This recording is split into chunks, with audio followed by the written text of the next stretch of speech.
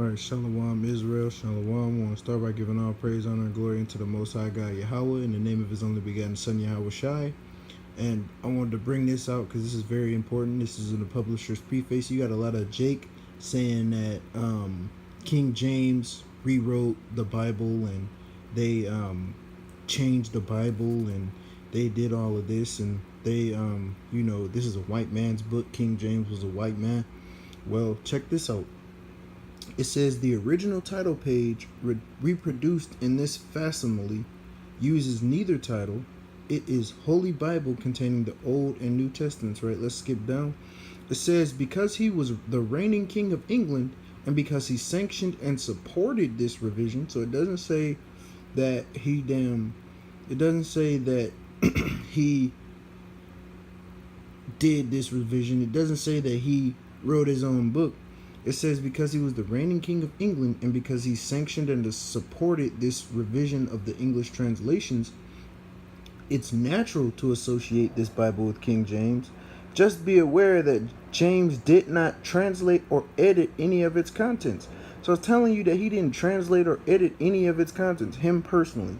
You understand? It tells you in the story that, of what happened, that he hired the best Hebrew and Greek scholars that spoke the languages and they translated it from the original two languages that it was in into English. Just like with every other language. If you get an Ethiopian Bible, it would be translated from Hebrew and Greek and some parts in Latin, I guess, into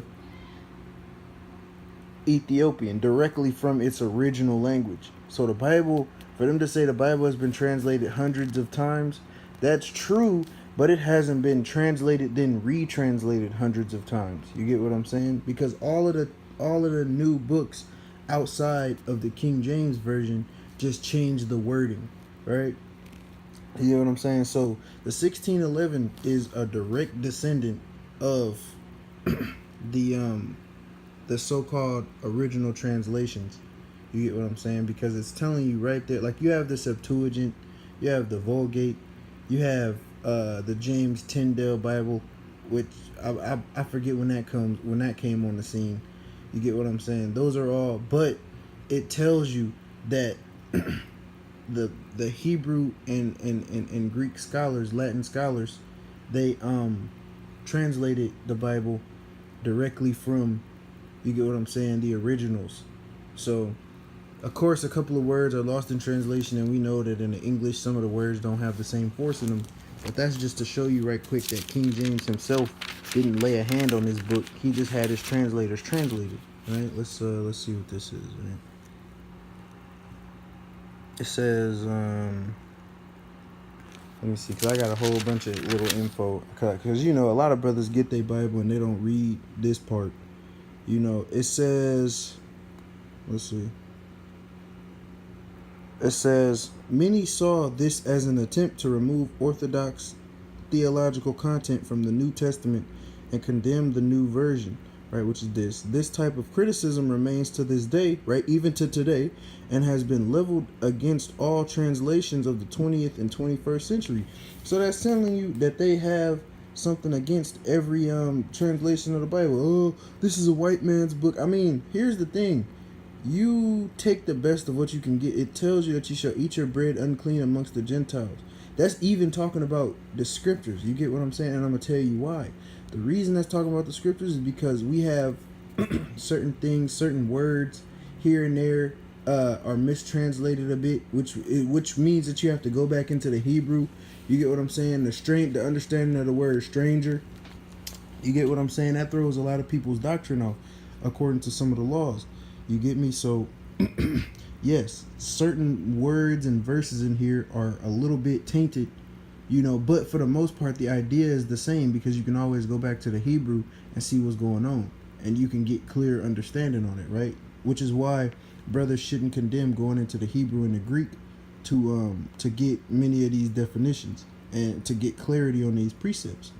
It says, this type of criticism remains to this day and has been leveled against all translations of the 20th and 21st centuries. However, the majority of biblical scholars and the rest of the church have come to agree with the general opinion that the older Greek manuscripts are closer in time and content to the original New Testament, and that no major doctrine of the church is lost due to variations between these manuscripts and those available to the KJV translations. So that's telling you right there that it's not a huge difference between the original and the new Greek of the New Testament. I mean, and the new translation of the New Testament into English. You get what I'm saying? So there's not huge differences. Of course, some words may have existed in Greek that didn't exist in English, or they might have had to modify a couple of things because Greek might have had different words. Some words are lost in translation is what I mean. Like the word Jesus, we know that his name was Yahushai, and we also know that those who spoke Greek called him Iesu. You get what I'm saying? So that's how you get the word Jesus. But according to the scriptures, his name is Yahushai. It's the same thing in the book of Second Esdras where it says, "Then shall my son Jesus be revealed," or something like that. And we know that also is supposed to say Iesu, which we know. And then it says Jesus, the son of Nun. You get what I'm saying? And we both know that Jesus's name, is Joshua. The son of Nun is Joshua, right? So that would mean that Jesus's name in English would technically translate to Joshua. You get what I'm saying? Which we know if you go back, Joshua's name in Hebrew is Yahushai. You get what I'm saying? So that's how we have the understanding of the name, because the name is in the Bible. You know what I'm saying? Like I said, it tells you Jesus the son of Nun, or Jesus the son of Nave, right? Which is right. Let me see if I can find that precept real quick. Right, let me see if I can find that precept instead of just talking.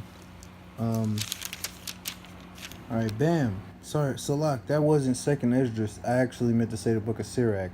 It says the praise of Joshua. It says that in the chapter. It says Iesus, or Jesus, the son of Nave, was valiant in the wars and was the successor of Moses in prophecies. Here are the precepts on the side. So we know that the successor of Moses was Joshua, right? So the name Iesus, translated into English accurately, would be Joshua. The name Joshua, if you go back into the Hebrew, in the modern Hebrew, it's Yehoshua is what they give you, Yahusha or Yahushua or something like that, which is what the Seventh-day Adventists call Yahushai. That's what they call him, Yeshua or something like that, and that's what certain camps also call him, Yeshua. But if you go back, we know that the name of the Father is in the name of the Son. You get what I'm saying? So it's Yahushai. But that's just to prove it. Iesus translates back to Joshua, which translates back to Yahushai. And then we also know that from the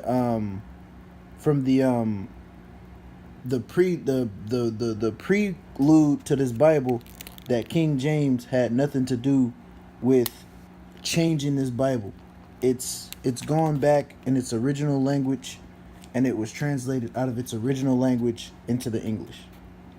So with that, I'm going to give all praise, honor, and glory to the Most High God, Yahweh, in the name of his only begotten Son, Yahushai. And I'm going to say Shalom, Israel.